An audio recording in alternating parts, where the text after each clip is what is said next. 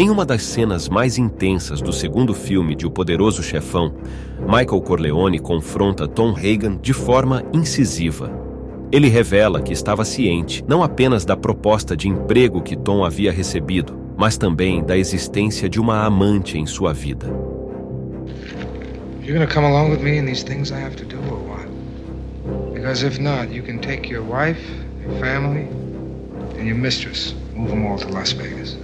Porém, em nenhuma outra parte do filme ou do livro original de Mario Puzo há qualquer referência de quem seria esta amante e nem por que Michael parecia tão chateado com este relacionamento extraconjugal. Só existe um lugar onde esta informação pode ser encontrada e é no próprio roteiro inicial do segundo filme, escrito por Coppola e Puzo. Por razões que desconhecemos, há vários pontos no roteiro que não foram para a versão final do filme, e uma delas é sobre um caso amoroso que Tom Hagen tem com alguém de dentro da família. E você poderá ficar chocado com essa descoberta. Assista até o final do vídeo para você não perder nenhum detalhe. Tom Hagen, ou Tom Hagen, para quem prefere a pronúncia original germânica, foi o braço direito de Vito Corleone, principalmente após a morte do antigo consigliere Genco. Sua história na família começa quando Sonny o conhece criança, vivendo nas ruas, e o leva para morar na casa de seus pais. A partir desse momento, Vito passa a apoiá-lo, possibilitando-lhe prosseguir com seus estudos até terminar a faculdade de Direito.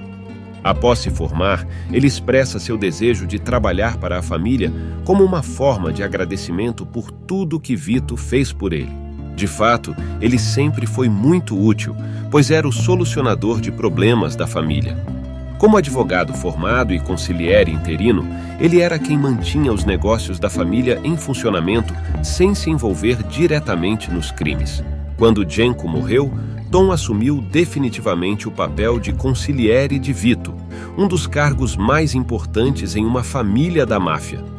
Porém, por ele não ter origem siciliana, todas as outras famílias criticavam fortemente Vito, chamando pejorativamente os Corleone de gangue irlandesa. Quando ficou sabendo disso, Tom achou graça, mas soube ali que jamais poderia ter esperanças de um dia suceder ao Dom como chefe dos negócios da família. O segundo filme da saga de O Poderoso Chefão não foi totalmente baseado no livro original de Mario Puzo, pois a obra literária já tinha sido explorada quase toda no primeiro filme. Apenas a história da origem do jovem Vito Corleone estava no romance original, e todo o restante do roteiro foi reescrito por Coppola e Puzo, especialmente para a parte 2 do filme. E é no roteiro deste segundo filme que encontramos partes que não foram filmadas. Ou foram, mas acabaram sendo cortadas. Nele, descobrimos ainda no início do filme, durante a festa de primeira comunhão de Anthony, quem seria a amante de Tom Hagen. Em uma cena cortada, Michael está recebendo Francesca, a filha de Santino Corleone, que deseja a bênção do tio para se casar com um não italiano. Francesca is my oldest brother's daughter. My brother Sonny died many years ago. And I guess I've been sort of a father to her, rather than an uncle. I love her very much. Repare bem nessa rápida troca de olhares entre Sandra, a ex-mulher de Sonny, e Tom Hagen. Este é o único momento filmado em que eles interagem. Porém, ao vermos o roteiro, descobrimos coisas bem mais profundas. No roteiro, após Hagen ter sido colocado de lado na reunião com Johnny Ola, ele vai se lamentar com Sandra, que sugere de encontrá-lo em seu quarto. Lá, ela o espera ao lado de um porta-retrato com uma foto de seu casamento com Sonny. Tom Hagen chega e se lamenta com ela, dizendo que Michael o estava deixando de lado e que ele tinha medo de virar apenas um advogado de terceira categoria, fazendo acordos de propriedade para os hotéis. Sandra então lhe dá um beijo apaixonado na boca e começa a se despir lentamente, sugerindo que eles tinham bastante tempo para esquecer os problemas. Sim, Tom Hagen estava tendo um caso com a viúva de Sonny, seu irmão adotivo que o tirou das ruas quando criança. E talvez isso tenha sido um dos motivos que fez Michael implicar com Tom, pois na filosofia de seu pai, Vito, um homem deveria sempre pensar na família e não ter casos extraconjugais. E para piorar, era com a viúva de seu próprio irmão. Em outros momentos do roteiro, Sandra tenta convencer Tom a deixar a família, tanto a dele quanto a dos negócios, e ir morar com ela em Las Vegas, trabalhando em hotéis. E isso explica toda a cena do confronto entre Michael e Tom.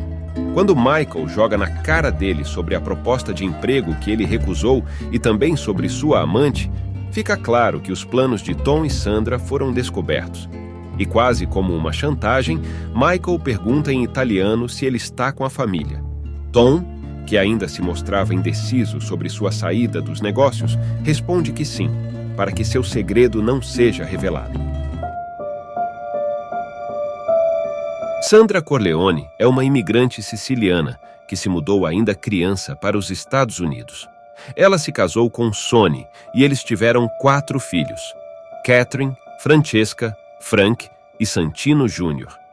Sua primeira aparição no filme foi no casamento de Connie, quando ela percebe que Sonny está dando em cima da madrinha de casamento, Lucy Mancini.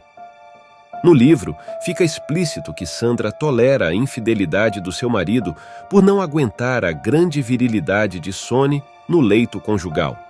No entanto, ela mesmo assim se demonstra frustrada e preocupada com estes relacionamentos externos. Sonny sempre foi carinhoso e protetor com a esposa e os filhos. Após sua morte, Sandra se mudou para a Flórida, onde moravam os seus pais.